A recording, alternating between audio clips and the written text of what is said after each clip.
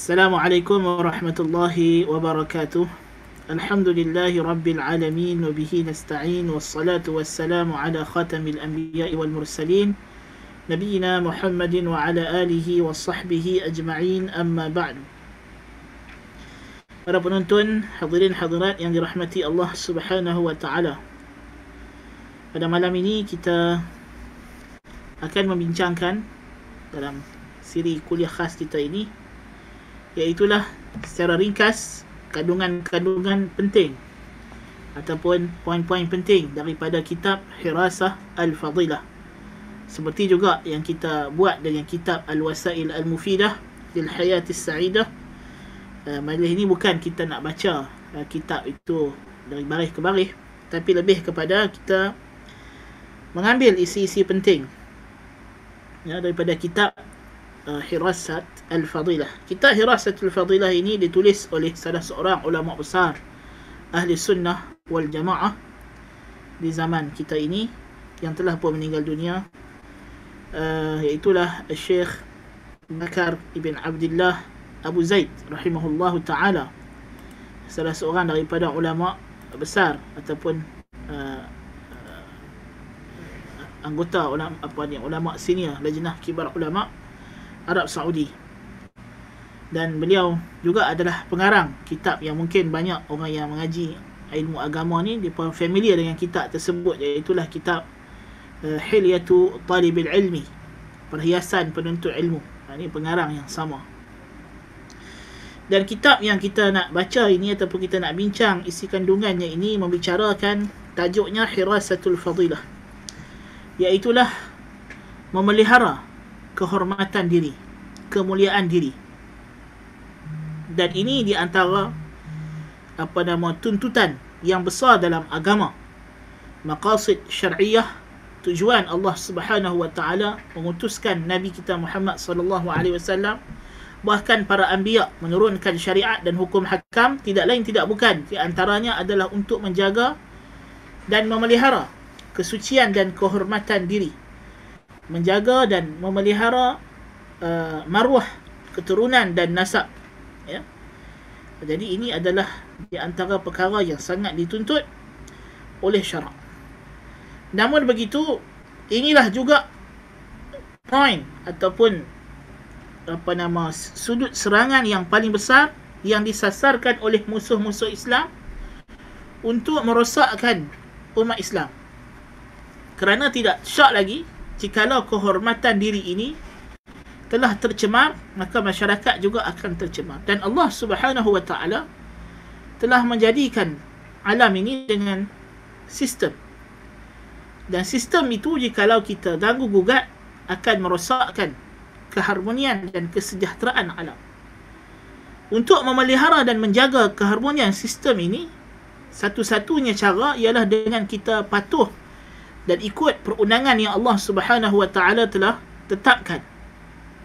Ya. Jadi sebab itulah musuh-musuh Islam begitu begitu bersemangat, begitu bersungguh-sungguh hendak memasukkan kerosakan dari arah maruah ini ke dalam masyarakat umat Islam. Mereka mempromosi budaya kebogelan, budaya lucah, mendedahkan aurat, pakaian-pakaian yang mencolok mata. Mereka mempromosi gaya hidup bebas pergaulan antara lawan jantina. Mereka mempromosi pelbagai budaya-budaya yang mendorong kepada seksual. Dan kita semua mungkin pernah dengar apa yang disebut sebagai gerakan umat orang kafir untuk merosakkan umat Islam melalui seks, songs dan juga sports, ya, muzik, lagu-lagu, seks, budaya-budaya yang berunsur seksual dan juga melalui sukan, ya. Melalui tiga perkara ini banyaklah agenda-agenda kufur telah disebarkan. Elok kita baca sedikit mukaddimah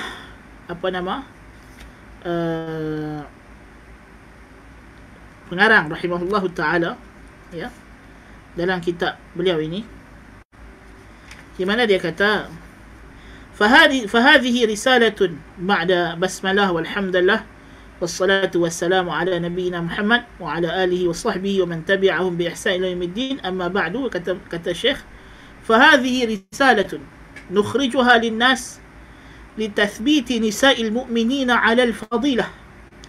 Ini adalah risalah yang kami tonjolkan, kami munculkan, kami sebarkan dan edarkan kepada orang ramai untuk meneguhkan, mengajak golongan wanita khususnya supaya berpegang teguh dengan nilai-nilai kehormatan diri. Wa kashfi da'awal mustaghribina ila ar-razilah, dan mendedahkan dakyah-dakyah golongan yang terpengaruh dengan golongan barat, golongan kafir yang menyeru kepada budaya songsang, budaya yang keji. إذ حياة المسلمين المتمسكين بدينهم اليوم المبنية على إقامة العبودية لله سبحانه وتعالى وعلى الطهر والعفاف والحياء والغيرة حياة محفوفة بالأخطار من كل جانب. Ini kerana kehidupan orang Islam hari ini yang berpegang teguh dengan agama mereka, orang Islam yang pegang teguh dengan agama mereka, yang terbina di atas perhambaan diri kepada Allah, kesucian diri, memelihara kehormatan diri, malu, cemburu, ya. Kehidupan yang sebegini, kehidupan orang yang berpegang dengan agama ini dikelilingi dengan pelbagai risiko daripada segenap segi. Bijalbi amrad syubhat fil i'tiqadat wal ibadat, dengan datangnya pelbagai keraguan, doubts, syubhat berkaitan dengan akidah dan ibadat. Ya. Dari segi akidah dan ibadat kita datang macam-macam pula keraguan yang ditimbulkan oleh golongan musuh-musuh Islam. Ya. Disebarkan ajaran-ajaran bid'ah, amalan-amalan ibadat yang tidak ada asal usulnya daripada Islam. Ya, disebarkan ajaran-ajaran akidah yang songsang atas nama Islam, tapi sebenarnya akidah itu tidak ada kaitan dengan Islam. Disebarkan pemikiran-pemikiran, ideologi-ideologi yang kufur. Na'udzubillahi min dzalik. Wa amrad syahawat fi as-suluki wal ijtima'iyyat. Manakala dalam kehidupan sosial pula dan tingkah laku dipenuhi dengan penyakit syahwat. Ya, dibawa seruan-seruan supaya kita mengikut syahwat kita, keinginan diri kita, desires, temptation yang ada dalam kita. Yang mana benda itu sebenarnya dilarang oleh Allah Subhanahu wa taala kerana dia adalah kecenderungan yang dibisikkan dan yang diwaswaskan kepada kita oleh syaitan untuk menjauhkan kita daripada as-siratal mustaqim, jalan Allah yang lurus. Wa ta'miquha fi hayatil muslimin fi aswa'i mukhattatin musakhkharin li harbil Islam wa aswa'i mu'amarah 'ala al-ummah al-islamiyah. Yang mana didalamkan lagi gerakan ini, penyebaran syahwat dan syubhat ini dalam kehidupan orang Islam, dengan gerakan dan rencana yang tersusun digerakkan untuk memerangi Islam, dan dengan satu tipu daya, konspirasi yang paling terburuk untuk mencemarkan kesucian umat Islam yang ditaja tabannaha an-nizamul alamiyil jadid, ya, oleh New World Order ini yang diasaskan oleh golongan barat selepas mana mereka berjaya memenangi Perang Dunia Kedua, ya, dan kuasa-kuasa barat dia dianggap sebagai kuasa besar dunia, dan negara-negara Islam terpaksa tunduk di bawah kuasa-kuasa penjajah ini. Mereka membawa satu slogan ataupun ideologi yang dinamakan sebagai al-aulamah ataupun al-alamiyah, globalization, globalisasi. Yang mana ini adalah satu ancaman kepada akidah Islam. Mereka nak supaya satu dunia ini mengikut budaya mereka. Satu dunia ini mengikut cara hidup mereka, cara hidup orang barat, cara hidup Eropah, ideologi mereka. Ya, sebab itu kalau kita baca satu buku yang ditulis oleh Francis Fukuyama, salah seorang ahli falsafah barat yang masih hidup, yang di antara tokoh yang terlibat dalam membuat rencana untuk menjatuhkan umat Islam ini, ya, dia menulis satu buku, dia kata The End of History, kesudahan tarikh, kesudahan sejarah. Dia kata dunia terbahagi kepada dunia yang masih dalam sejarah dan yang selepas daripada sejarah, pasca sejarah. Maksud sejarah di sini ialah, yang dia nak maksudkan ialah benda yang kuno, dan dia maksudkan di sini ialah mereka yang belum menerima nilai-nilai barat. Manakala dunia yang telah melepasi fasa sejarah, fasa tinggalan lama, ialah mereka yang mula menerima nilai-nilai barat. Walaupun akhirnya Allah Ta'ala menggagalkan rencana mereka. Sebab tu Francis Fukuyama sendiri, bila Trump naik jadi presiden dan dia buat apa yang dia buat, Fukuyama kata, habis, Trump telah merosakkan apa yang ramalan-ramalan, apa yang expectation yang dia jangka tentang kuasa barat berjaya mengalahkan umat Islam. Maknanya mereka tidak akan berjaya. Kita yakin, umat Islam yakin apa-apa rencana, wa makaru wa makarallahu wallahu khairul makirin. Allah dah janji, macam mana pun mereka cuba untuk membuat rencana jahat, Allah akan merencanakan kejahatan balas yang akan merosakkan mereka dan menyelamatkan kita. Ya. Jadi dalam teori globalisasi ataupun nazariyah al-khalq al-aulamah ini, mereka nak bercampur antara hak dan batil, yang ma'ruf dengan yang munkar, yang salih dengan yang talih, sunnah dengan bid'ah, ahli sunnah dengan ahli bid'ah, ya? Al-Quran dan kitab-kitab yang telah diselewengkan, yang dah dimansuhkan, Taurat dan Injil, masjid dan gereja, Muslim dan kafir, dan kesatuan agama. Kata Syekh, teori ataupun gerakan globalisasi inilah sedahsyat-dahsyat tipu daya yang dibuat oleh orang kafir untuk meleburkan agama dalam jiwa orang beriman, dan mengubah jamaah kaum muslimin menjadi haiwan ternak yang telah kalah akidah mereka, bagaikan binatang yang dicucuk hidup, yang akan ikut sahaja apa sahaja gerakan dan seruan yang dibuat oleh golongan kafir barat. Mereka tenggelam di dalam syahwat, tenggelam dalam kelazatan syahwat, ya? Tidak ada lagi perasaan sebagai diri, jati diri sebagai Muslim. Tidak lagi mengenali perkara yang ma'ruf, tidak lagi mengingkari perkara yang mungkar, ya? Sehinggalah berubah daripada kalangan mereka itu golongan yang mengikut yang membawa diri mereka ke arah kecelakaan, dan ada yang murtad secara berperingkat-peringkat, na'udzubillahi min zalik. Dan semua perkara ini, kata musannif, berlaku dengan dihancurkan akidah wala' wal bara', kesetiaan kepada agama dan orang Islam, dan berlepas diri dan memusuhi orang kafir dan kekufuran, yang mana ini merupakan teras ajaran Islam, yang merupakan larangan yang paling banyak selepas larangan syirik, iaitulah jangan kita mengambil orang kafir sebagai orang kepercayaan, jangan ambil orang kafir sebagai teman setia. Inilah larangan yang paling banyak dalam Quran lepas daripada larangan syirik, ya? Dan menyeluduk masuk wa tasribil hub wal bughd fillah, ya? Dengan mereka menghilangkan perasaan cinta dan benci kerana Allah. Cinta dan benci semuanya dibina kerana keduniaan, dan menahan pena-pena dan lidah-lidah dan lisan-lisan yang mendedahkan yang bercakap benar, dan membuat bagai tuduhan dan tuhmahan bagi mereka yang masih berpegang dengan Islam, ya? Dengan tuduhan ekstremis, pengganas, ghulu, tasyaddud dan kolot, dan pelbagai lagi gelaran-gelaran yang dibuat oleh orang kafir ditujukan kepada orang Islam, sama ada oleh orang kafir ataupun mereka orang Islam yang telah pun terpengaruh dengan budaya barat.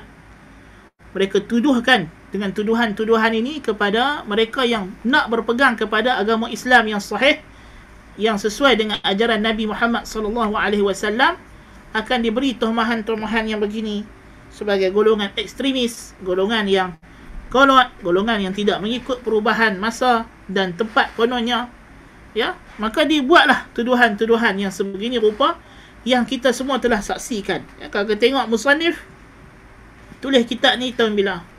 Ya. Tahun 1421 Hijrah.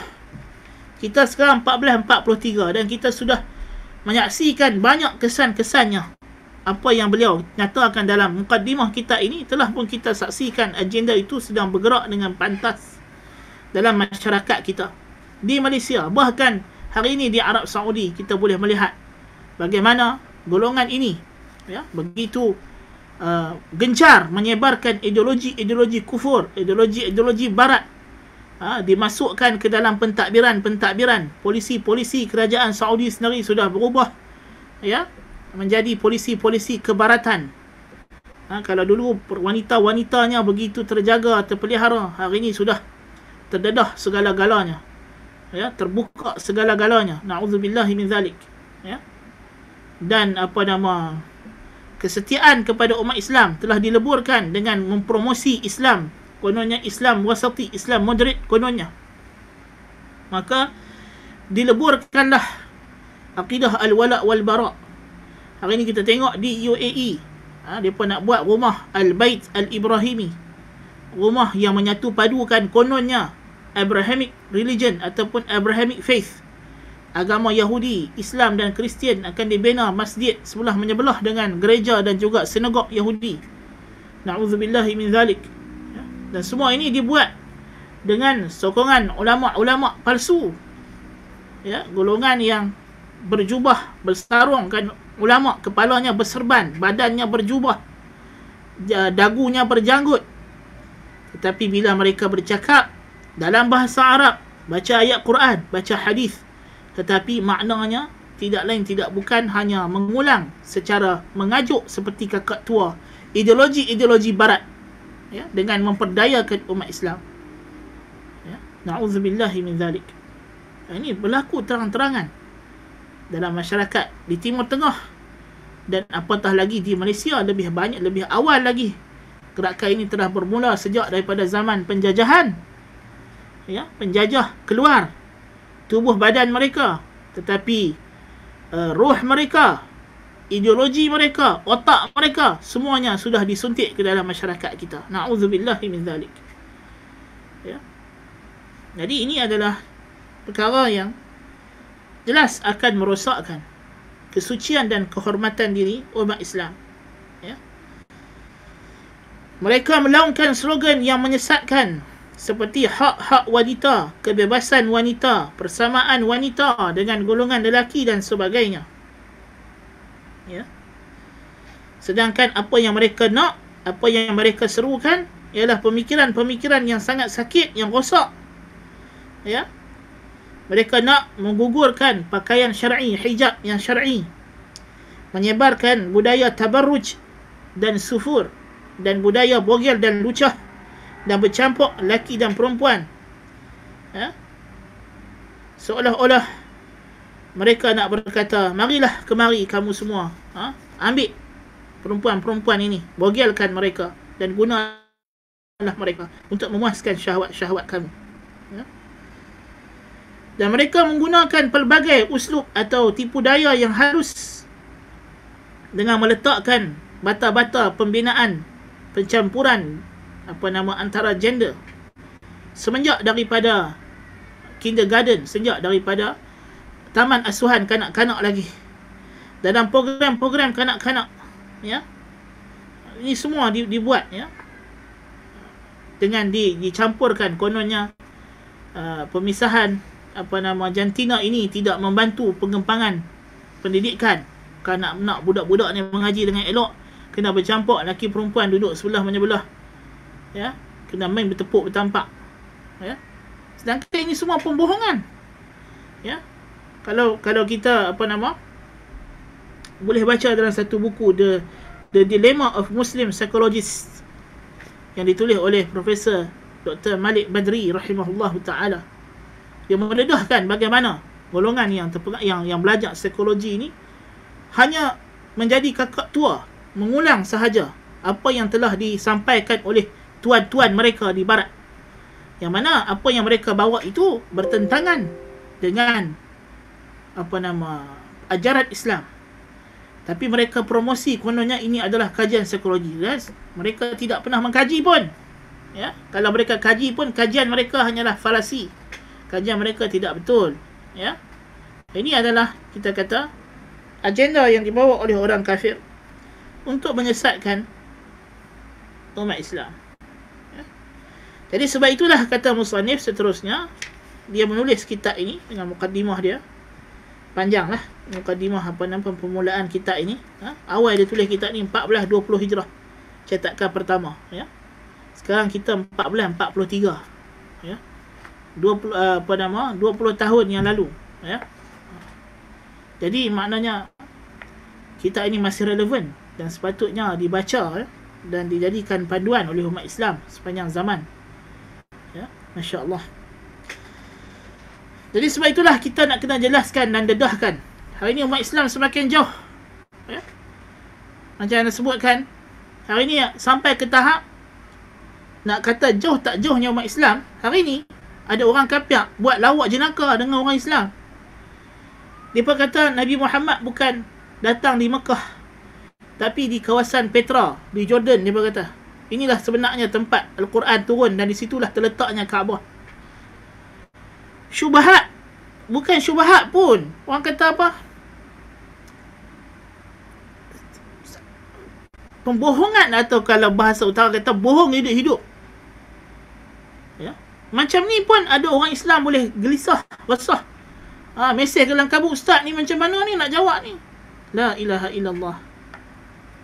Kalaulah ada orang lancung satu mat saleh mai ke negara kita, dia habat dekat kita, sebenarnya Kuala Lumpur bukan ibu negara Malaysia, atau Kuala Lumpur yang hampa kata Kuala Lumpur ni sebenarnya bukan Kuala Lumpur.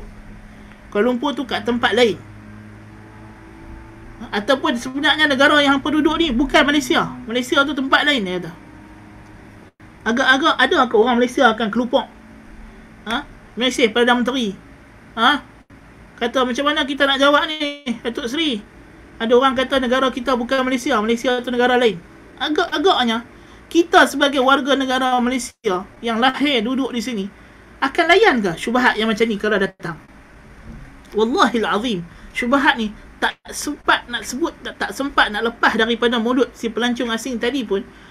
Orang kita dah halau dia keluar dah, tampak dah. Tak ada siapa nak heran. Orang akan kata dia gila. Dia tu, pelancong itu yang bawa syubhat tersebut akan dimasukkan ke hospital sakit jiwa. Ya?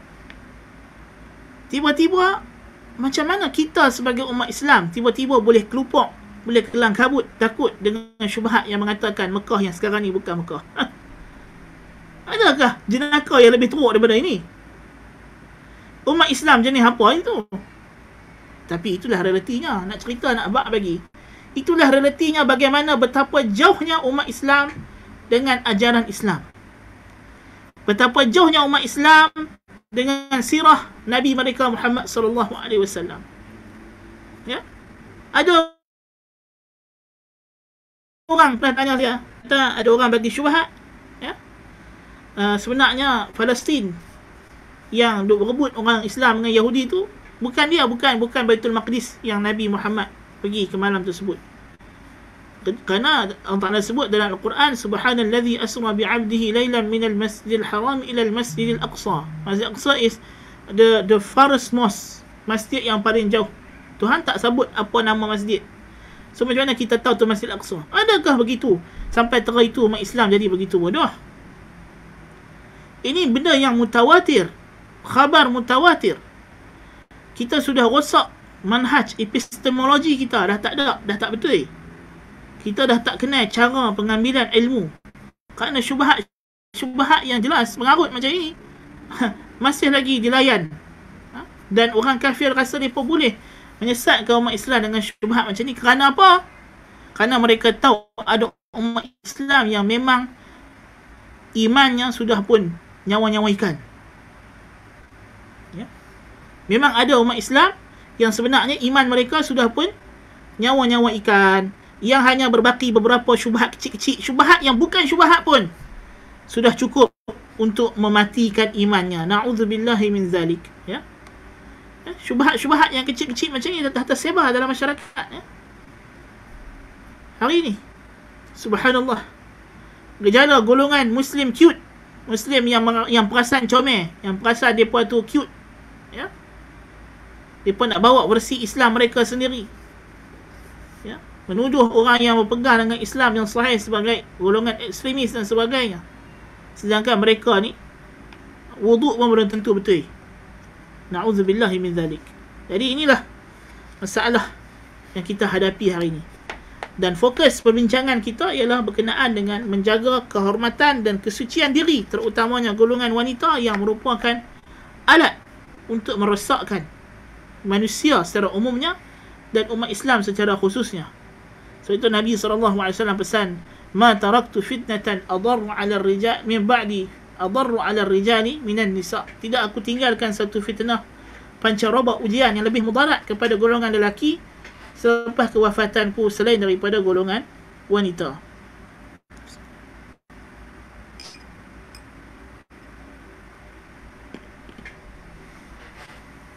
Baiklah. Musannif rahimahullah ta'ala memberikan kepada kita 10 prinsip, 10 perkara yang kalau kita nak jaga kehormatan diri ini, kita kena follow, kita kena pegang dengan 10 prinsip, 10 usul yang ada. Apakah usul-usul ini?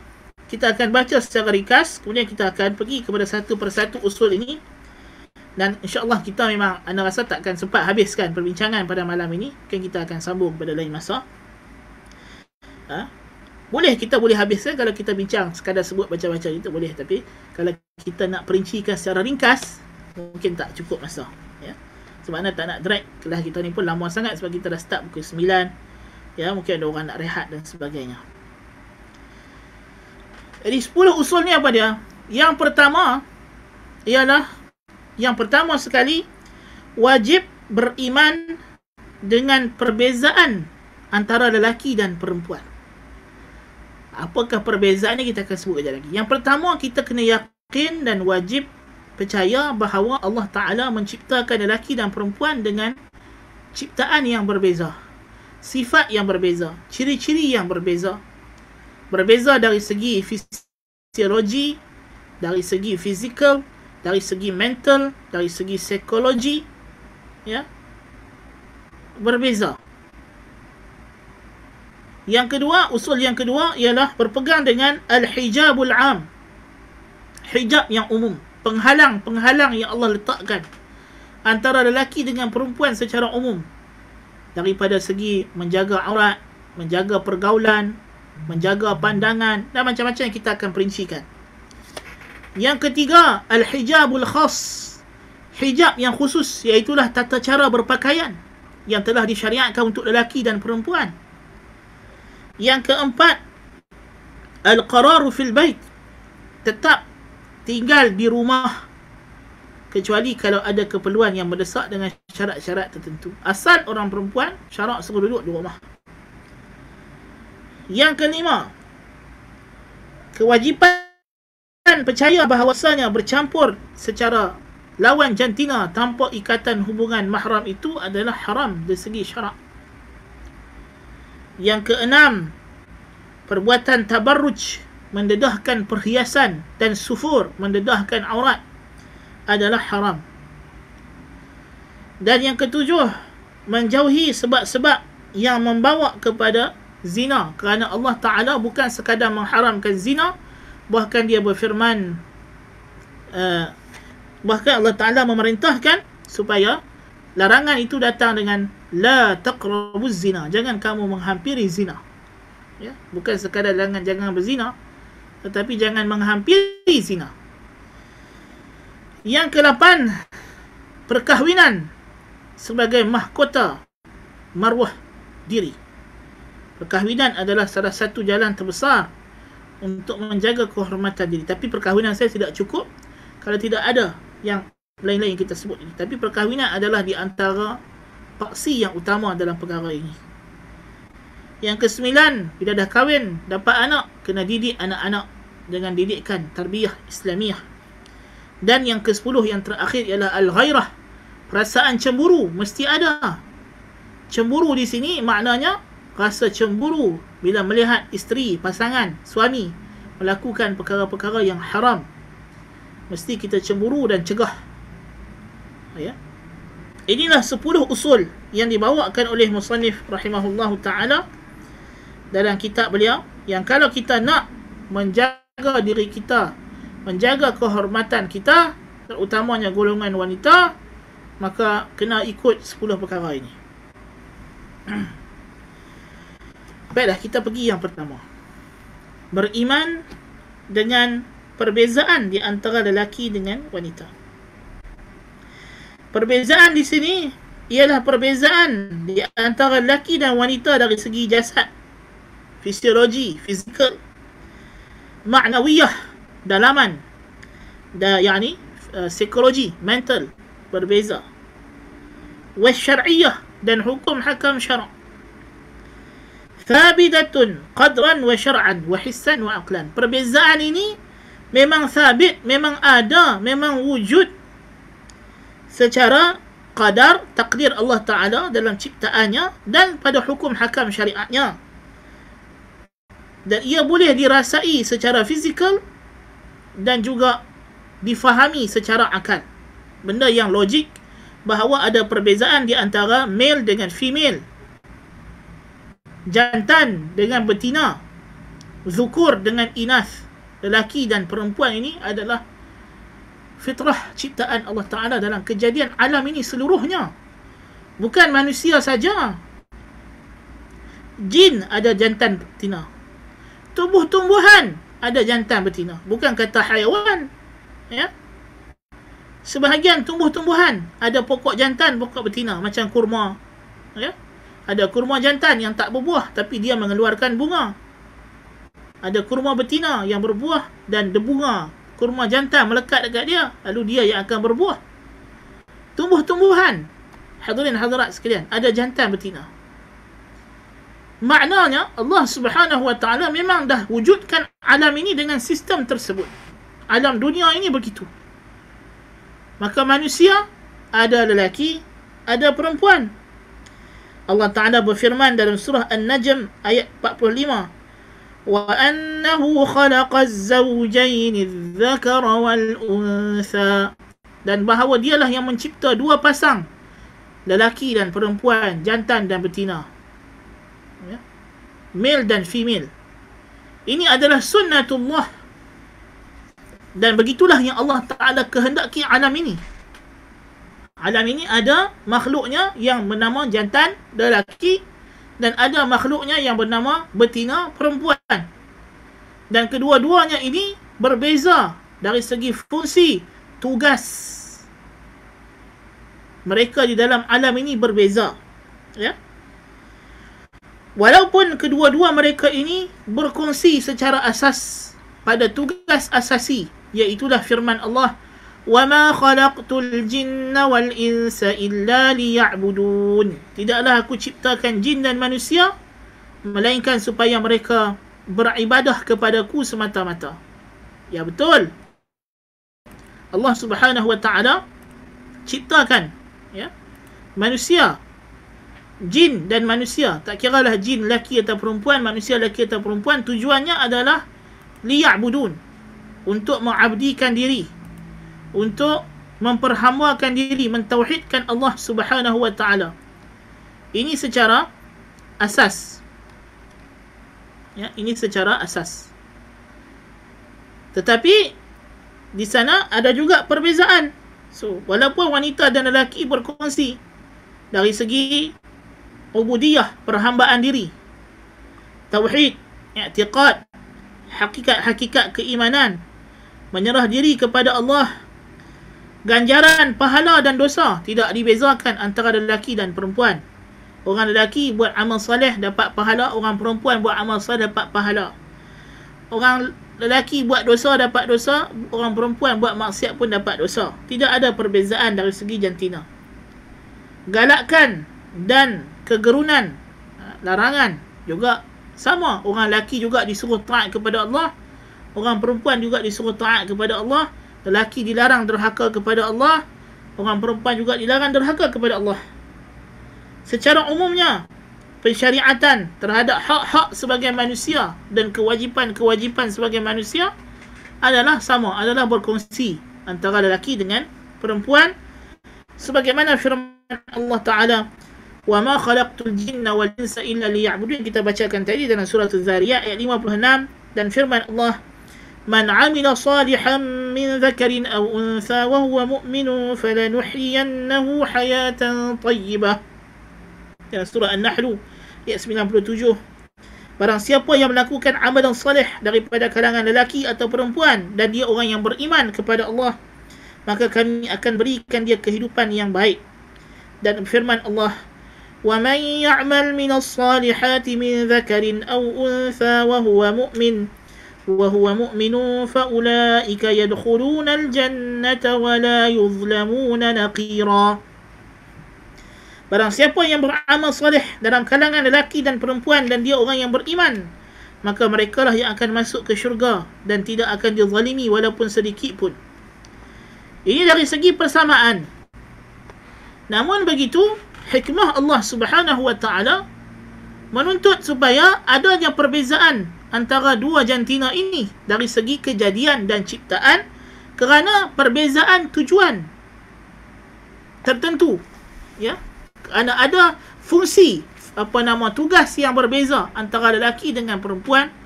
Di dunia ini juga ada juga perbezaannya. Jadi walaupun dia ada persamaan secara umum, tetapi juga ada perbezaan, ya. Apakah perbezaan ini?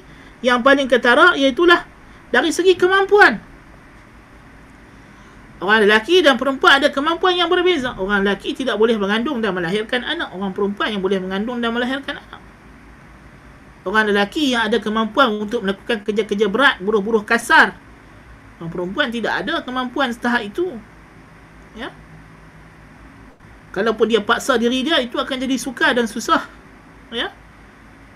Dari segi jasad, dari segi akal, mental, pemikiran, berbeza.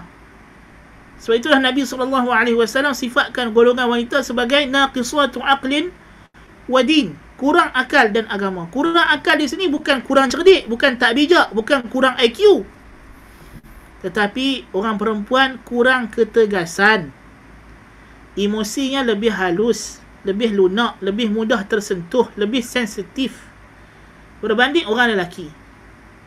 Kerana orang perempuan dipersiapkan oleh Allah Ta'ala untuk menjadi ibu, menjadi isteri, ya. Orang lelaki pula ditugaskan menjadi bapa, menjadi suami, yang mana dua tugas ini memerlukan sikap emosi dan mental dan fizikal yang berbeza, ya. Dari segi kehendak, keperluan berbeza, kecenderungan syahwat berbeza. Orang lelaki dia tak suka barang-barang kemas, ya, solek-solek, make-up. Orang perempuan, awaman yunasha'u fil hilyati wa huwa fil khisami ghairu mubin. Allah sifatkan orang perempuan yang membesar dalam perhiasan dan tidak jelas dan tidak nyata bila berdebat, ya. Perempuan dia tiba-tiba tak ada point. Kadang kita tak faham apa yang dia marah sebenarnya. Bila dia habaq pun kita tak tangkap point tu, kan? Berbanding dengan orang lelaki. Ini adalah hakikat dan realiti yang kita kena terima, bahawa Allah Ta'ala cipta macam itu. Kita tak boleh ubah, ya. Dari segi pekerjaan, kemampuan, dan juga dari segi syarak, ada perbezaan hukum hakam. Perbezaan hukum hakam yang syarak letakkan antara lelaki dan perempuan berdasarkan perbezaan ciptaan dan kejadian tadi. Disebabkan lelaki dan perempuan ada perbezaan fizikal, mental, fisiologi, psikologi, maka datanglah hukum hakam, perincian syariat sedikit berbeza. Walaupun orang perempuan disuruh salat 5 waktu macam orang lelaki. Warka'i ma'ar raki'in, sujudlah kamu hai Maryam bersama dengan orang yang sujud ataupun orang yang rukuk. Rukuklah bersama orang yang rukuk. Perempuan disuruh, lelaki juga disuruh warka'u ma'ar raki'in, disuruh salat, ya. Salat 5 waktu sama, subuh 2 rakaat sama, Zuhur 4 rakaat, Asar 4 rakaat, Maghrib 3, Isyak 4, sama. Tetapi ada perbezaan. Ya. Orang perempuan ada waktu-waktu dia tak boleh solat, ada waktu-waktu dia tak boleh puasa. Ya. Dari segi aurat untuk solat berbeza. Bahagian-bahagian yang perlu ditutup, bahagian-bahagian yang boleh didedahkan. Ya. Adakah disyariatkan berjemaah atau tidak? Orang perempuan disuruh solat di rumah. Ya. Bahkan Nabi SAW kata waktu yang paling dekat seorang wanita itu dengan rahmat Allah, rahmat Tuhannya, ialah dia di lubuk rumahnya, di tempat yang paling tersembunyi dalam rumah dia. Ya. Dan Nabi kata afdalu salatul mar'i fi baitihi illa al-maktubah. Sedangkan orang lelaki salatnya yang paling afdal bagi salat fardu yang 5 waktu di masjid, walaupun yang lainnya disuruh buat di rumah juga. Ya. So itu adalah beberapa perbezaan hukum hakam syariat. Demikian juga Allah Subhanahu wa taala jadikan perbezaan orang lelaki yang diberi tanggungjawab untuk mengurus atur nafkah keluarga, seperti mana firman Allah Taala, "Ar-rijalu qawwamuna 'alan nisa'i bima faddala Allahu ba'dahum 'ala ba'din وبما أنفقوا من أموالهم فالصالحات قانتات حافظات للغيب بما حفظ الله." Allah Ta'ala kata, orang lelaki itu penjaga, pelindung bagi golongan wanita. Suami penjaga bagi isteri, abang penjaga bagi adik, ya, dan seterusnya. Dengan sebab bisababi, disebabkan apa yang Allah telah lebihkan sebahagian mereka atas sebahagian yang lain. Allah tak kata Allah kurangkan wanita dari lelaki. Allah kata bima faddalallahu ba'dahum ala ba'd, disebabkan apa yang Allah lebihkan sebahagian atas sebahagian yang lain. Allah lebihkan wanita atas lelaki dari satu sudut, dan Allah lebihkan lelaki atas wanita, orang perempuan ke atas lelaki dari satu sudut, orang lelaki atas perempuan dari satu sudut. وَبِمَا أَنْفَقُوا مِنْ أَمْوَالِهِمْ, dan disebabkan apa yang mereka belanjakan daripada harta mereka, kerana Allah bebankan tanggungjawab nafkah kepada suami, kepada golongan lelaki. Sehingga kan seorang wanita, jikalau suaminya meninggal dunia, sebagai misalnya dia ada anak, dia tidak wajib menanggung nafkah anak-anaknya. Ya. Yang wajib menanggung nafkah anak-anak ialah bapa saudara daripada sebelah ayah, adik-beradik suami, ataupun datuk. Ya. Itu hukum syarak. Ya. Syarak tidak suruh, tidak ada dalam undang-undang Islam seorang ibu tunggal kena bekerja untuk menyara anak-anaknya. Ini tidak ada dalam undang-undang Islam. Tetapi kenapa dalam masyarakat kita ada, Ustaz? Kerana masyarakat tidak ikut hukum Islam. Kerajaan tidak mempraktikkan hukum Islam secara penuh, mengambil undang-undang barat. Memanglah, kan? Kalau mereka ikut hukum Islam, tidak ada itu istilah ibu tunggal kena menyara keluarga. Ya. Kalau tak ada siapa nak sara dia, itu tanggungjawab Baitul Mal. Ya.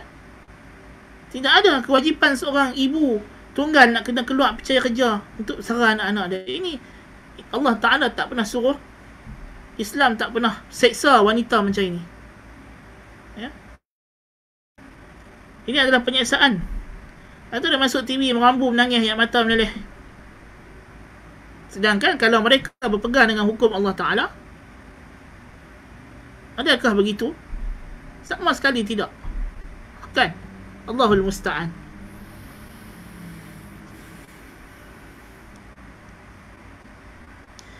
Allah kata فَالصَّالِحَاتُ قَانِتَاتٌ حَافِظَاتٌ لِلْغَيْبِ بِمَا حَفِظَ اللَّهِ.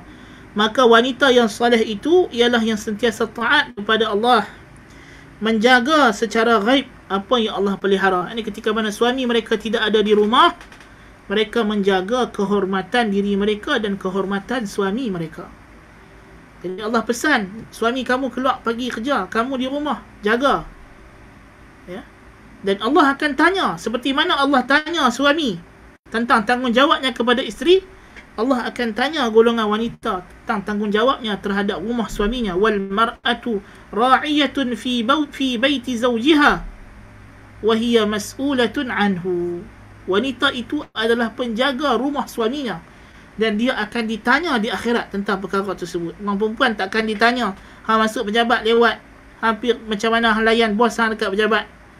Yang dia akan ditanya di akhirat ialah macam mana hang jaga suami hang, macam mana hang jaga rumah tangga hang. Itu yang akan ditanya, ya, di akhirat nanti. Allah sebut dalam surah At-Tahrim, ضرب الله مثلا للذين كفروا امرأة نوح وامرأة لوط كانتا تحت عبدين من عبادنا صالحين. Allah bagi perumpamaan kepada orang yang kafir itu, isteri Nuh dan isteri Lut adalah kedua mereka berada di bawah dua hamba kami daripada hamba-hamba kami yang soleh. Poin di sini bukan cerita pasal isteri Nabi Nuh kafir atau tidak, tapi poin dia Allah Ta'ala ibaratkan isteri sebagai kanata tahta, adalah mereka berdua di bawah abdaini min ibadina salihaini, di bawah jagaan dua hamba daripada hamba-hamba kami yang salih. Jadi isteri tahta, berada di bawah suami. Ini adalah kehendak Allah Subhanahu wa ta'ala, bukan kehendak kita. Dia yang cipta, dia lebih tahu kenapa begitu. Kerana memang perempuan telah dijadikan emosi yang lebih, dia cerdik, dia bijak macam mana pun, emosi dia lebih, kan? Dia, kerana itu yang akan memastikan dia boleh menjaga anaknya dengan baik. Maka suami orang lelaki membantu wanita pula membuat keputusan-keputusan yang lebih wajar. Sebab itu suami isteri disuruh mesyuarat. Bila datang pinangan kepada anak dara, suami disuruh tanya kepada mak. Tanya bini dia, macam mana anak kita, nampak setuju ke tak? Pasal mak yang tahu perasaan wanita, kan? Tetapi dari segi keputusan rasional, orang lelaki lebih, sebab mereka bergaul di dunia luar, maka mereka lebih nampak. Jadi kedua-duanya saling lengkap melengkapi, dan Allah sifatkan suami isteri juga, selain daripada di bawah, mereka sebagai pakaian. Hunna libasul lakum wa antum libasul lahun. Mereka adalah pakaian kamu dan kamu adalah pakaian mereka. Jadi pakaian saling lengkap melengkapi. Tapi setiap benda ada fungsi yang berbeza. Pakaian bukan tubuh badan. Baju bukan seluar. Ada dua fungsi yang berbeza. Baju untuk menutup bahagian atas, seluar untuk menutup bahagian bawah. Pakaian pun tak sama, ada pasangan. Orang yang nak menyetarakan lelaki dengan perempuan itu sama saja. Seumpama nak kata seluar dengan baju sama saja. Allahul Musta'an. Di antaranya Allah Ta'ala tidak jadikan daripada kalangan wanita itu Nabi dan Rasul. Sebab Allah Ta'ala kata, وَمَا أَرْسَلْنَا مِنْ قَبْلِكَ إِلَّا رِجَالًا نُوحِي إِلَيْهِمْ مِنْ أَهْلِ الْقُرَى.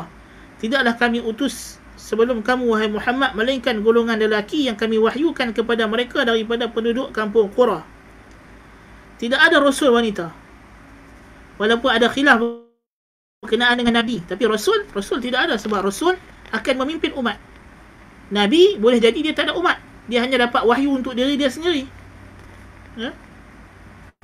Sebab itu ulama khilaf pada Nabi, walaupun yang sahih, yang rajihnya tidak ada juga Nabi wanita. Bahkan wanita yang paling afdal, di antara wanita yang afdal ialah ibunda Nabi Isa AS, Maryam. Dan Allah Ta'ala sifatkan dia sebagai siddiqah. Siddiqah, martabat siddiqin. Iaitulah martabat yang kedua selepas martabat Rasul dan Nabi. Dia bukan Nabi, bukan Rasul. Siddiqah. Di antaranya wanita dilarang menjawab jawatan berkaitan dengan kepimpinan umum. Dikhususkan untuk orang lelaki. Kerana fungsi Allah Ta'ala ciptakan wanita tadi untuk memimpin, untuk menjaga, menternak rumah suaminya. Bukan untuk memimpin peperangan, bukan untuk pergi mesyuarat ke hulu ke hilir sampai tengah malam, ya, untuk bincang apa yang kita nak kena buat, ya.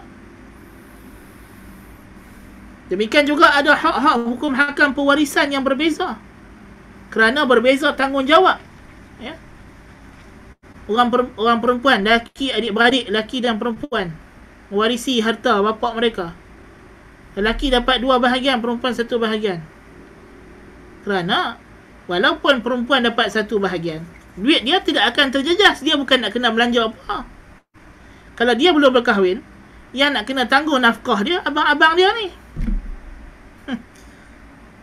Jadi adil lah. Abang-abang dia dapat 2, dia dapat 1.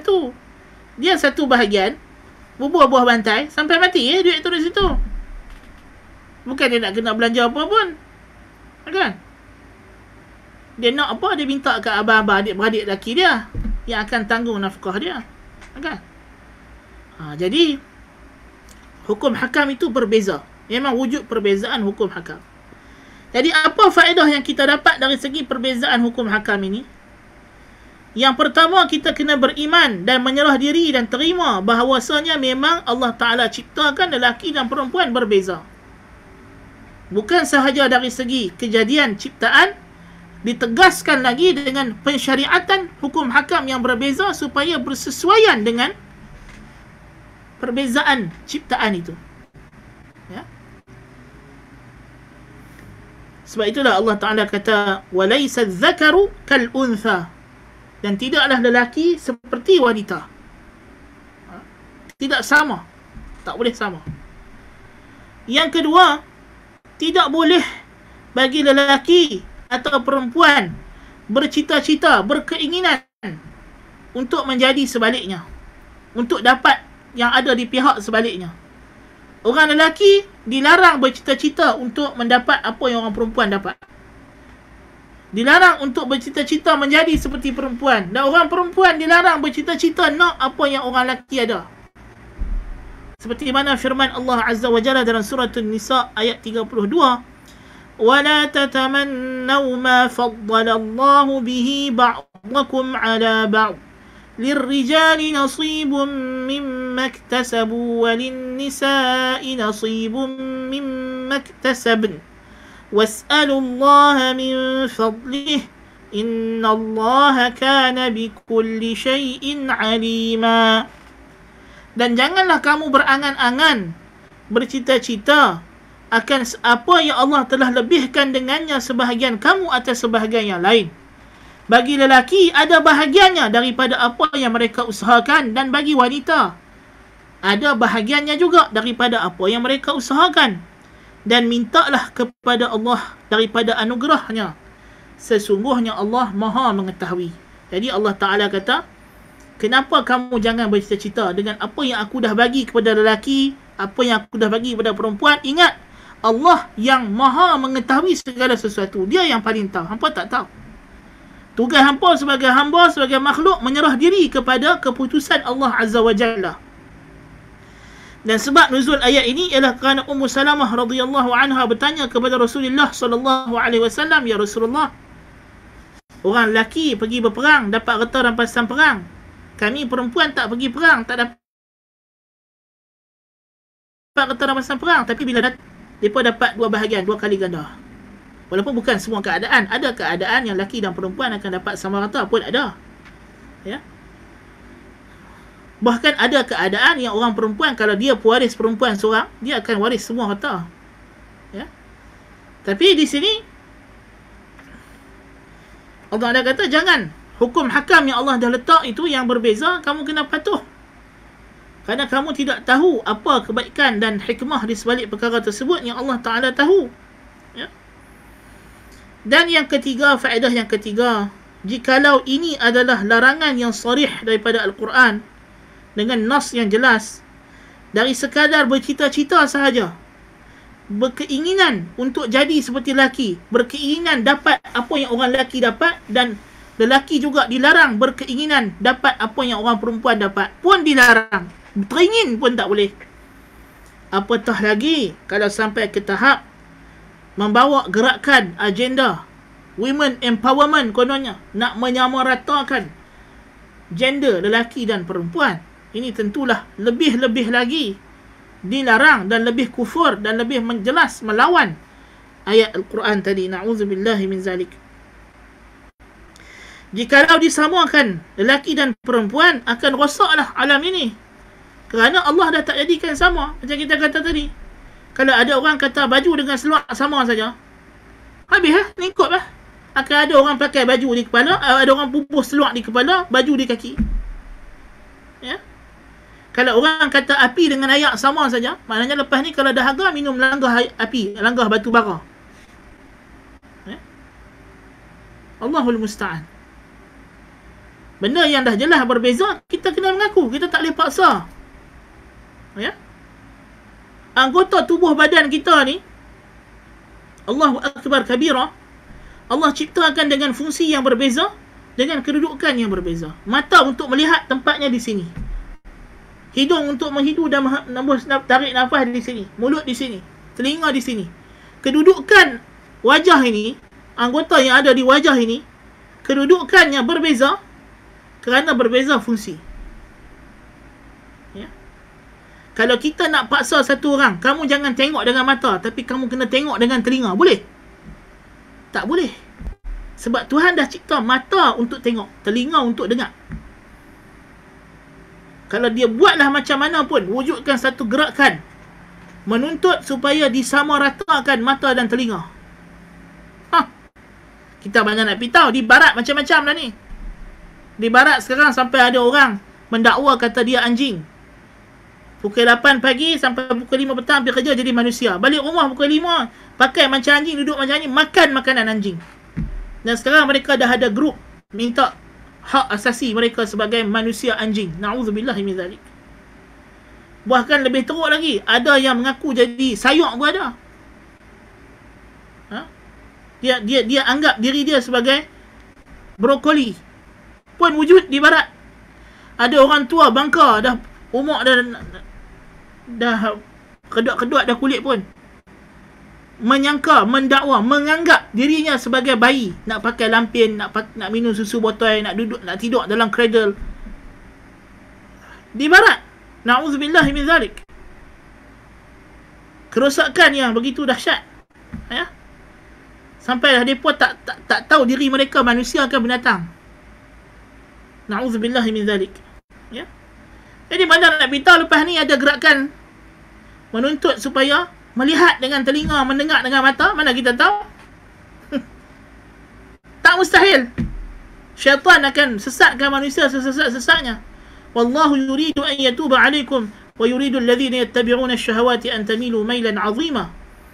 Allah nak beri taubat kepada kamu, sedangkan golongan yang mengikut syahwat nak kamu sesat dengan sesat yang sangat jauh dan sangat dahsyat. Ya. Sebab itu tengok apa kata Syekh Mahmud Syakir, ya. Syekh Muhammad Syakir ketika dia ta'liq dalam apa nama? Mahmud Syakir dalam ta'liq dia atas tafsir Tabari. Ya. Dia kata bab ini, bab teringin nak jadi lelaki, jadi perempuan ni, orang zaman kini, zaman apa 80-an 90-an tu, ya, telah bercampur aduk kefahamannya, ya, yang tidak dapat lagi siapa pun dapat melepaskan diri daripada kesesatan ini dengan niat, kecuali dengan niat yang benar dan kefahaman yang sahih terhadap tabiat manusia. Dia kena, itulah cara. Tapi kalau mereka ikut cara barat, yang perempuan nak jadi lelaki, yang lelaki nak jadi perempuan. Nas'alullah al-afwa wal-afiyah. Jadi penting ini kita kena tegaskan. Sebab itu Nabi SAW larang orang lelaki pakai sutera. Nabi kata ini haram untuk lelaki, halal untuk perempuan. Ya. Nabi haram orang lelaki pakai emas, halal untuk wanita pakai emas, perhiasan emas. Dibezakan bahan, material untuk buat pakaian, dibezakan lelaki dengan perempuan. Kenapa? Kerana berbeza tabiat, nature lelaki dengan perempuan beza. Kain sutera itu nature-nya tak sesuai dengan sifat lelaki. Terlalu lembut, terlalu enak, tak sesuai dengan orang lelaki. dan Nabi laknat. La'ana Rasulullah sallallahu alaihi wasallam al-mutashabbihati minan nisa, al-mutarajjilati minan nisa wal mutakhannithina minar rijal, atau kama qala, kama warada fil hadis. Rasulullah sallallahu alaihi wasallam melaknat golongan perempuan yang meniru pakaian lelaki dan lelaki yang meniru pakaian wanita. Ya. Itu kalau sekadar pakaian dilarang. Ya. Walaupun dalam rumah, walaupun dalam bilik, tiba-tiba nak tukar. Suami kata, mai nak pakai kain batik you. Bini pun kata, mai akan pakai kain pelekat you. Tak boleh. Ya. Dilarang. Ya. Nas'alullah al-afwa wal-afiyah. So itu yang pertama, usul yang pertama. Beriman dengan wujudnya perbezaan lelaki dan perempuan. Usul yang kedua ialah hijab secara umum. Berpegang dengan hijab yang Allah Ta'ala telah syariatkan secara umum. Apa dia? Hijab secara umum ini, ya, yang Allah Ta'ala telah wajibkan kepada lelaki dan perempuan. Antara lelaki dengan perempuan, lelaki dengan lelaki, perempuan dengan perempuan, ada batasan, ada hijab penghadang yang mesti dipakai. Ya. Setiap orang supaya sesuai dengan fitrah dan asal kejadian ciptaannya dan tugas kehidupannya yang telah disyariatkan. Perbezaan hijab antara dua jantina ini diasaskan berdasarkan perbezaan ciptaan, perbezaan kemampuan dan tugas-tugas syar'i. Kenapa ada perbezaan had aurat lelaki dan perempuan? Kenapa ada perbezaan itu ini? Semuanya berteraskan kepada nature, sifat ciptaan lelaki dan perempuan itu sendiri. Ya, itu maksud dia. Maka wajib bagi golongan lelaki menutup aurat mereka. Sekurang-kurang aurat mereka itu daripada pusat sehingga lutut, antara pusat dan lutut. Itu kalau di hadapan sesama lelaki atau di hadapan mahram. Tapi kalau di depan wanita ajnabi, para ulama kata orang lelaki mesti tutup seluruh tubuh badannya kecuali hujung-hujung badan, kepala, tangan, kaki. Ya, badan apa semua ni bukan boleh. Orang lelaki dia tiba keluar depan orang perempuan baju tak pakai. Ya. Itu berlawanan dengan adab. Kan? Tak bagus, tak elok. Bahkan orang lelaki bila nak solat, Nabi larang solat tanpa ada pakaian di bahu. Ya. Walaupun sah tapi makruh. Ya. Sebab menghadap Allah Subhanahu Wa Taala, pakai bagi elok. Kan? Bahkan sesama lelaki tak boleh. Bukan boleh orang lelaki pergi berenang pakai seluar spandal saja, dia kata sama-sama lelaki. Oi, mana boleh lagu tu? Nabi kata la yanzuru ar-rajulu ila 'aurati ar-rajul wa la tanzuru al-mar'atu ila 'aurati al-mar'ah wa la yufdhi ar-rajulu ila ar-rajuli fi thawbin wahid wa la tufdhi al-mar'atu ila al-mar'ati fi thawbil wahid. Jangan, tidak boleh seorang lelaki melihat aurat lelaki yang lain. Tidak boleh wanita melihat aurat wanita yang lain. Tidak boleh dua orang lelaki berhimpun dalam satu selimut. Ya? Dalam keadaan mereka tidak ada pakaian. Ya? Dan tidak boleh dua orang wanita berhimpun dalam satu selimut. Yang ini dalam keadaan mereka tak ada pakaian. Ya? Dilarang. Ya? Bahkan orang lelaki, jangan kata orang perempuan dipandang lihat. Bahkan dilarang orang lelaki melihat dan memandang wajah amrat. Itulah kanak-kanak lelaki yang sedang meningkat remaja, yang belum tumbuh janggutnya tetapi sudah hampir nak tumbuh. Ya? Dilarang berdua-duaan antara lelaki dewasa dengan golongan amrat. Ya? Sampai sekadar secara itu dilarang, takut fitnah syaitan. Di antara yang dilarang, hijab yang disuruh ialah menjaga pandangan. Dilarang melihat, walaupun wanita itu dalam pakaian tutup aurat. Tak boleh kita tengok orang perempuan tanpa hajat, dan orang perempuan tak boleh tengok orang lelaki tanpa keperluan. Ya, tutup aurat satu hal, tengok satu hal. Bukan makna mentang-mentang dia tu pakai hijab, kita pun tengok dia duduk berjalan. Itu haram, dah juz. Mentang-mentang lelaki tu ustaz pakai jubah, buah kepiah, yang orang perempuan tu hati ustaz tu. Mana boleh? Ya, itu dilarang. Qul lil mu'minina yaghuddu min absarihim wa yahfazu furujahum. Katalah olehmu wahai Rasul kepada orang yang beriman lelaki, tundukkan pandangan mereka dan pelihara kemaluan mereka. Wa qul lil mu'minati yaghdudna min absarihinna wa yahfazna furujahunna. Dan kata juga kepada orang wanita yang beriman, tundukkan pandangan mereka dan pelihara kemaluan mereka.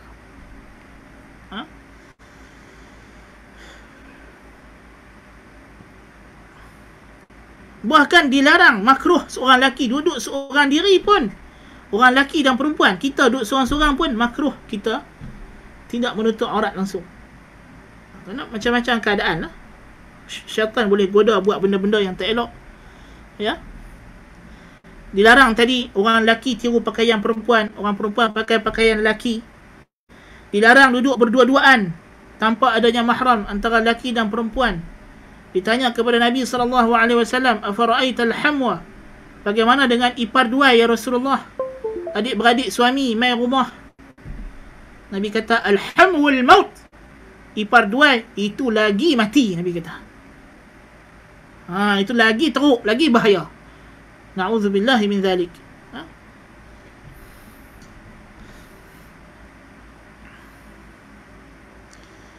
Jadi banyaklah, ya.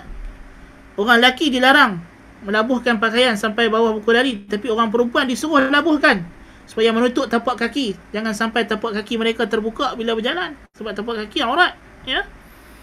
Jadi ini semua. Dan disuruh malu, ada perasaan malu. Nabi kata, al-haya'u la ya'ti illa bi khair. Sifat malu tidak akan membawa kecuali yang baik-baik saja. Sebab tu salah kalau kita ada orang malu, tak payah duk malu-malu lah, biarlah dia malu. Nabi tak pernah larang orang malu. Malu itu adalah iman. Wal haya'u minal iman, dan malu itu daripada iman. Ya. Dan itu di antara tanda keimanan. Subhanallah.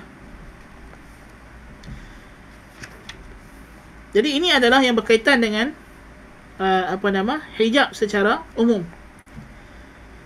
Adapun hijab secara khas, yang ketiga, usul yang ketiga, hijab secara khas ini maksudnya adalah tata cara berpakaian lelaki dan perempuan yang lebih khusus yang Allah Ta'ala telah syariatkan. Dan lebih-lebih lagi aurat wanita, aurat lelaki. Dan kena tahu beza aurat.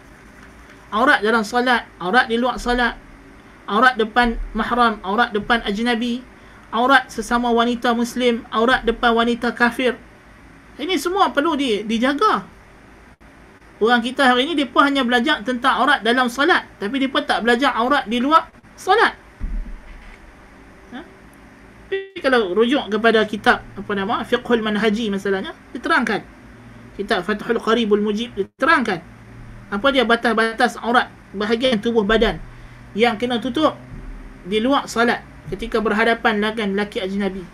Kalau di depan mahram, apa yang boleh dibuka, apa yang wajib ditutup. Bahkan apabila diberikan keizinan untuk wanita membuka perhiasan mereka di hadapan suami, bapa mereka, bapa mertua mereka, adik-beradik lelaki mereka, Allah Ta'ala tidak sebut dalam surah An-Nur itu, Allah Ta'ala tidak sebut bapa saudara. Para ulama tafsir kata, kenapa bapa saudara tidak disebut? Kenapa di depan bapa saudara itu disuruh tutup? Walaupun dari segi hukum asal bapa saudara juga mahram. Kerana kata para ulama tafsir, bapa saudara, anak mereka, sepupu, bukan mahram. Takut kalau si perempuan ni buka aurat dia yang dibenarkan buka di depan mahram, itulah kepala, tangan, kaki, ya. Kalau dia buka ini depan bapa saudara dia, takut bapa saudara dia tengok, duk balik pergi cerita dekat sepupu dia hak bukan mahram. Sampai teratur. Ya. Dilarang kepada seorang isteri duk pergi cerita dekat laki dia, kawan dia tu macam ni, ambil you tahu tak kawan I tu dia buat rambut straightening, macam ni, dia pergi buat ni, kuku dia cantik lah, kaki dia cantik lah, dia cerita kat laki dia. Lepas tu laki dia suruh borang, suruh sign, dia tak mau. Kacau. Padahal dia buat benda yang tak betul. Dia tak boleh pergi cerita dekat laki, kan? Orang perempuan tu macam ni, perempuan, kan? Itu perkara yang perlu dijaga. Ya. Jadi kalau kita tengok hijab yang lebih khusus, ya, Allah Subhanahu wa taala telah perintahkan had-had aurat yang tertentu yang kita semua telah makruf. Bahkan orang perempuan bila keluar daripada rumah, disuruh supaya menutup seluruh tubuhnya, termasuk wajahnya, termasuk tangannya. Ini disyariatkan. Walaupun ulama khilaf sama ada sunnah ataupun wajib. Ala kulli hal, benda yang disyariatkan, ya, benda yang disuruh oleh Allah Subhanahu wa taala, dan dia adalah pakaian para isteri Nabi sallallahu alaihi wasallam radhiyallahu anhun. Allah telah perintahkan wanita bila keluar rumah tutup muka dalam ayat 59 surah Al-Ahzab, ya, supaya bila dia keluar dia labuhkan jilbab, tutup muka, kan? Kain tudung yang labuh yang dipakai itu ditarik supaya muka orang tak nampak, ya, bila keluar daripada rumah. Orang lelaki tidak pandang wajahnya, sampai begitu sekali. Wanita itu disuruh menjaga tubuh badannya, ya. Dan orang lelaki pun kita sebut tadi, pun tak boleh juga orang lelaki suka hati keluar pakai seluar pendek, ya, pakai seluar, baju tak pakai. Dia kata tutup pusat ustaz, pakai kain belekat tutup pusat. Tak boleh, kan? Itu dilarang oleh Allah Subhanahu wa taala, ya. Dan pakaian tidak boleh nipis, yang jarang, yang menampakkan warna kulit. Tidak boleh terlalu ketat yang menampakkan bentuk tubuh, ya. Baik lelaki baik perempuan, ya, dilarang. Orang lelaki pun tak boleh pakai seluar ketat-ketat sampai nampak. Na'udzubillah min zalik. Dilarang itu. Walaupun dalam solat memanglah ulama kata lelaki kalau solat dengan pakaian yang ketat itu menyelisihi yang utama. Tapi kalau perempuan itu makruh dalam solat. Tapi orang tengok kita pakai macam itu, nampak bentuk aurat kita, itu dilarang, haram. Nasallallahu al-afwa wal afiyah. So ini dari segi hijab yang khas, hijab yang khusus, dari segi penjagaan aurat, batas-batas aurat yang kita perlu pelihara. Naam. Wallahu ta'ala alam bis-shawab. Kita berhenti sekadar ini dulu, insya-Allah. Kita akan sambung pada sesi yang akan datang, pada tarikh yang akan disebutkan nanti. Memang kitab ni panjang, ada 10 perkara, dan dia ada 2 bab yang besar sebenarnya.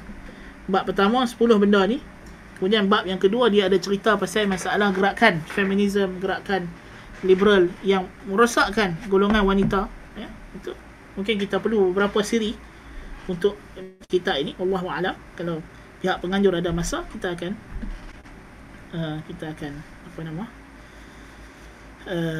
sambung lagi biiznillah ta'ala. Ana ambil beberapa soalan untuk malam ini insya-Allah. Ketaatan isteri pada suami sama dengan taat pada pemerintah. Wilayah khassah muqaddamah ala wilayah ammah. Kaedah dia, ketaatan kita pada wilayah yang khusus didahulukan ke atas ketaatan wilayah yang umum. Ketaatan anak kepada ibu dan ayah lebih utama daripada ketaatan kepada pemerintah. Samalah, ketaatan isteri kepada suami lebih utama daripada taat pada pemerintah. So mungkin kalau pemerintah ada suruh buat apa-apa, walaupun mungkin benda tu harus, sebab itulah anak tak boleh pergi berjihad tanpa izin mak dengan ayah. Sebab wilayah mak dengan ayah pada anak adalah wilayah khassah, wilayah umum, wilayah khusus, ya.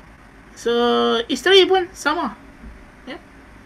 Katalah pemerintah minta seorang wanita melakukan tugas tertentu yang mungkin khusus untuk wanita, ya, dalam keadaan yang bukan terdesak lah, ya. Masalahnya jadi jururawat, jadi guru yang mengajar kanak-kanak perempuan masalahnya. Selagi mana benda itu tidak tertentu pada dia, bukan fardu ain atas dia, kalau suami dia tak izinkan, dia tak boleh ikut, dia tak boleh taat, ya. Taat suami lebih besar daripada taat pemerintah, ya. Taat ibu bapa lebih besar daripada taat pemerintah. Tidak menutup aurat dengan sempurna, kali-kali menegur, apa nasihat? Kena terus tegur. Kena tegur lah. Kalau tidak, suami itu akan jadi dayuth. La yadkhulul jannata ad-dayuth. Dayuth tak masuk syurga.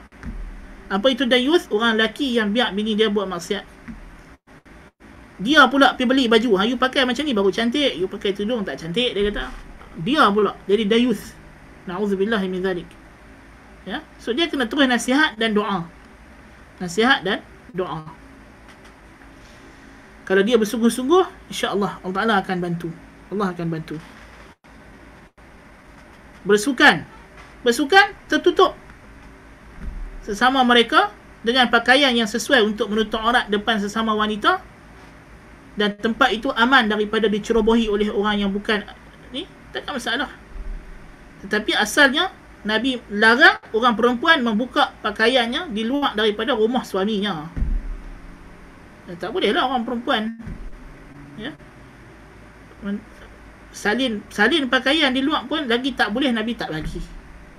So kalau dia bersukan dalam kawasan tertutup, kompang rumah dia saja, tidak dibuat senaman dalam rumah dia, tak ada apa, boleh. Tapi dia pergi main bola sepak, pergi lumba lari, pergi berenang, walaupun dia pakai dengan macam hijab perempuan Saudi pun, ya, itu berlawanan dengan tutup aurat satu part daripada 10 benda ni. Tutup aurat ialah perkara yang ke-3. Kita ada lagi 7. Ada lagi apa? Lagi 9 benda. Satu tutup aurat, ada 9 perkara lagi yang perempuan nak kena jaga. Ya. So sukan itu bukan isunya pada menutup aurat saja. Lepas tu isu sukan tu sendiri, bolehkah kita buat pertandingan-pertandingan selain daripada yang syarak izinkan untuk dipertandingkan? Itu ada banyak cerita panjang.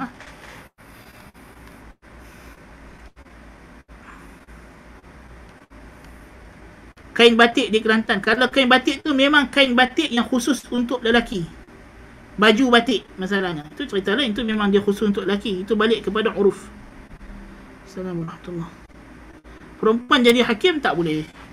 Syarat hakim mesti lelaki.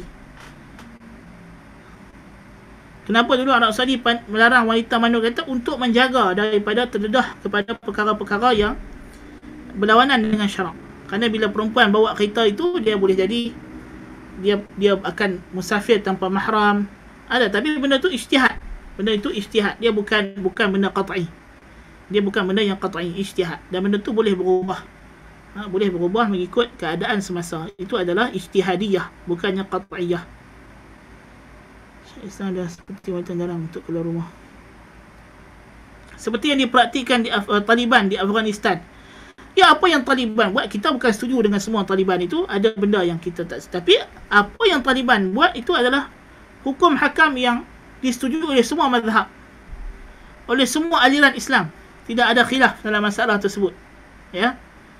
Jadi itu benda yang dia praktik dari segi orang perempuan duduk dalam rumah. Kita akan sebut tadi perkara yang keberapa duduk dalam rumah. Perkara yang keempat yang akan datang lepas ni insya-Allah. Bahawa orang perempuan waqarna fi buyutikunna. Kata dan hendaklah kamu tetap kekal dalam rumah kamu. Nabi bagi tahu kepada isteri dia, hadhihi, haji ni, masa hajatul wada' Nabi kata, ni haji ni lepas ni duduk rumah. Tak payah duduk main haji lah. Sekali ni je. Kan? Maknanya orang perempuan disuruh. Sebab mereka tak ada tanggungjawab untuk pergi kerja. Tak ada. Nak kerja buat apa? Laki mereka balik, laki suruh duit. Kan? Mereka adalah ra'iyatun fi baiti zawjiha. Allah akan tanya dia di akhirat pasal rumah laki dia. Apa dia buat? Apa yang dia jaga dalam rumah laki dia. Allah tak tanya yang lain. Ya? Jadi itu akan datang perbincangan kita. Ya? Tapi inilah orang putih, orang barat, orang kapiak cuba nak bohong kepada kita, orang Islam. Bila orang putih datang ke tanah Melayu, dia ubah nilai-nilai etika orang Melayu yang sebenarnya nilai etika itu berteraskan kepada ajaran Islam. Adalah satu pembohongan sejarah yang jelas kalau kita kata orang putih datang dan dia tak rosakkan agama kita. Itu bohong. Dia berkata orang putih mai, dia pun tak campak urusan agama. Itu bohong. Sebaliknya, orang putih telah menerapkan cara hidup sekular dalam masyarakat. Bila dia kata kami tak mau campur urusan agama, kami hanya nak urusan pentadbiran, itulah dia telah terapkan sistem sekular. Kemudian sistem sekular itu telah diracunkan ke dalam pemikiran masyarakat kita. Na'udzubillah min zalik. Sebab itulah penjajahan orang putih adalah penjajahan yang paling bahaya. Masa Portugis datang, dia paksa orang Melayu masuk Kristian. Tapi orang Melayu tak masuk Kristian pasal Portugis kejam. Dia selongkak habis mayat-mayat, kubur-kubur Sultan-Sultan Melaka, habis dia musnahkan masjid-masjid, dia bakar. Ya? Jadi orang Islam nampak Portugis ni adalah kapiak jahat yang memang datang nak rosakkan agama. So tak ada orang Islam yang ikut masuk Kristian. Bila Belanda datang, benda yang sama. Tapi bila orang putih datang, dia bawa racun yang cukup besar. Dan dia telah merosakkan nilai-nilai etika dan nilai-nilai kefahaman agama masyarakat Melayu. Nas'alullah al-afwa wal-afiyah. Na'udzubillah min zalik. Wallahu subhanahu wa ta'ala alam. Tak ada soalan kita berhenti setakat itu dulu insyaAllah untuk malam ini. Dan mudah-mudahan pada bulan hadapan, mungkin hujung-hujung bulan juga, kita akan cari waktu untuk kita teruskan sesi yang akan datang. أقول قولي هذا وأستغفر الله العظيم لي ولكم سبحانك اللهم بحمدك أشهد أن لا إله إلا أنت أستغفرك وأتوب إليك السلام عليكم ورحمة الله وبركاته.